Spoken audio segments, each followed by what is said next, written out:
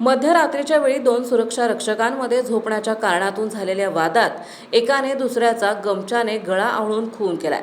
त्यानंतर खून करणाऱ्यानेच पोलीस नियंत्रण कक्षाला घटनेची ही माहिती दिली आहे। पांडुरंग भाऊराव खारवणे वय वर्ष 52 राहणार म्हसोबा वस्ती मांजरी असे खून झालेल्या सुरक्षा रक्षकाचे नाव आहे।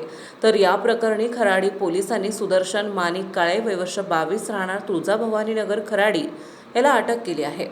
याबाबत पांडुरंग यांचा मुलगा बाळू वय वर्ष 30 याने फिर्याद दिली आहे। ही घटना सोमवारी दिनांक 13 एप्रिलच्या पहाटे 2:30 वाजण्याच्या सुमारास स्पॅनो लाईफ सोसायटी स्वीट इंडिया चौक खराडी येथे घडली आहे।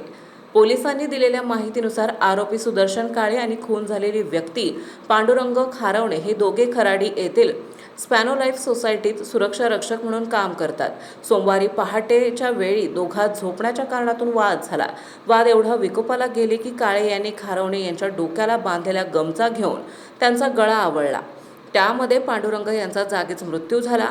थोड्या वेळाने भानावर आलेल्या काळे याने आपण काय कृत्य केले याची त्याला कल्पना आली। त्याने पोलीस नियंत्रण कक्षाला फोन करून ही माहिती दिली। पोलीस उपायुक्त राजलक्ष्मी शिवणकर, सोमय मुंढे, वरिष्ठ पोलीस निरीक्षक संजय चव्हाण, सहाय्यक पोलीस निरीक्षक रवींद्र गोडसे यांनी घटनास्थळी भेट दिली। पुढील तपास सहाय्यक पोलीस निरीक्षक सायबा पोटे करीत आहेत। महत्त्वाच्या बातम्या पाहण्यासाठी आजच आमच्या महाराष्ट्र लाईव्हला सबस्क्राईब करा आणि बेल आयकॉन प्रेस करा। तसेच इंस्टाग्राम आणि फेसबुकवर फॉलो करा।